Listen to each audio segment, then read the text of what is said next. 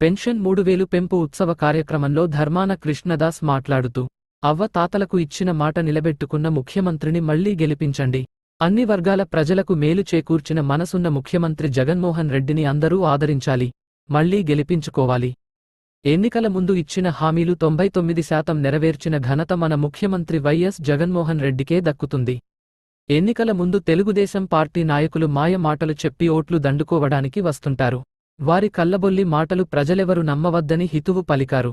రాష్ట్రంలో జగన్మోహన్ రెడ్డి ప్రభుత్వం విజయాన్న ఎవరు ఆపలేరని ఆయన స్పష్టం చేశారు.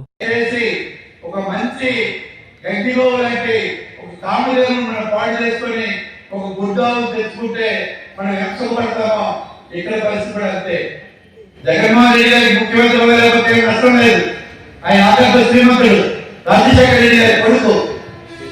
అటువంటి మహానేత ప్రజలకు కరుణించడం, ప్రజల కోసం కష్టపడుతున్న నాయకుడు. ఒకసారి మీరు చూడండి, పాదయాత్రలు ఆనాడు ఎక్కడో కడప నుంచి విశాఖపట్నం వరకు నడుచుకుని వెళ్ళాడు. మీ అందరూ కలిసారు, చూశారు, మీ కష్టాలు చెప్పుకున్నారు. ఏమో జగన్మోహన్ రెడ్డి కాదులేవా? ఎందుకు నడుచుకొచ్చారు చెప్పండి మీరు. ఈ ప్రాంతాల్లో ఏ సమస్యలు ఉన్నాయి, ఈ ప్రాంత ప్రజలకు ఏ అవసరాలు కావాలి, మనం ఏం చేయాలి అన్నటువంటి అవగాహన కోసం నడుచుకొని వెళ్ళి 3000 కిలోమీటర్లు పాదయాత్ర చేశాడు. ఆనాడు తండ్రి రాజశేఖర రెడ్డి గారు, ఆ తర్వాత శర్మిలమ్మ, ఈనాడు జగన్మోహన్ రెడ్డి గారు. ఒక కుటుంబం నుంచి 3 పాదయాత్ర చేసినటువంటి వైనం ఈ రాష్ట్రంలో ఎక్కడా లేదు. ఈ రాష్ట్రంలో కాదు, ఎక్కడ దేశంలో కూడా లేదని నేను అనుకుంటున్నాను. ఇది నిజమా కాదా? ఇప్పుడు ఈ చెప్పిన మాట ఏదైనా తప్పుంటే తెలుగుదేశం నాయకులు నేను చెప్తున్నాను, మీరు ఖండించండి పేపర్లో. నేనేం మాట్లాడిన తప్పు చెప్తే రేపు వెంటనే రేపు అడ్డగా మాట్లాడండి. ఒక్క అక్షరం కూడా నేను చెప్పిన తప్పు కాదు. ప్రతి ఒక్కరు ప్రతిదీ కూడా ఏమి జరుగుతుందో, ఏమి చేస్తున్నామో, ఈ ప్రభుత్వం ఏ రకంగా పాలిస్తుందో మీకు చెప్తున్నాను. అన్ని విషయాల్లో కూడా చాలా ఆలోచన చేసి ఇవాళ పరిపాలన సాగుతుంది. ఏది అవసరం ఉందో, ఏది ప్రధానంతో అవి చేయడం జరుగుతుంది.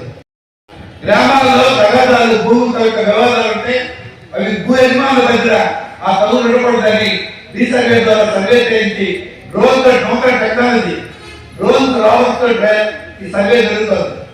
1000 కోట్ల రూపాయలు దాన్ని శాంక్షన్ చేసి మరి ఈవేళ భూతగాల సమస్య పరిష్కారం చేసే కార్యక్రమం, ప్యూరిఫైడ్ ల్యాండ్ రికార్డ్స్ ఇచ్చేదానికి కార్యక్రమం జరుగుతుంది. పెద్ద ఎత్తున ఇల్లు నిర్మాణం జరుగుతుంది. పేదలందరికీ అవసరమైన విద్య కోసం అనేక రకాలుగా ప్రోత్సహిస్తున్నారు. వైద్యం కోసం అనేక రకాలుగా ప్రోత్సహిస్తున్నారు. అభివృద్ధి అంటే ఇదే అభివృద్ధి. ఈవేళ ఒక పని ఈవేళ ఒక రేపు చేయొచ్చు, కానీ విద్య పట్ల కానీ వైద్యం పట్ల కానీ ఆలోచన చేస్తే మన ప్రాణాలైపోతాయి. కనుక అటువంటి విద్యతో ఈవేళ పరిపాలన సాగుతుంది. మీ అందరూ 14 సంవత్సరాలు తగ్గితే చంద్రబాబు నాయుడికి, ఇప్పుడు జగన్మోహన్ రెడ్డికి 5 సంవత్సరాలు ఇచ్చారు. 4 సంవత్సరాల 9 నెలల పాలన అయిపోయింది. మరొక 3 నెలల్లో ఎన్నికలు వస్తున్నాయి. మరొకసారి మీరు అవకాశం చూడండి.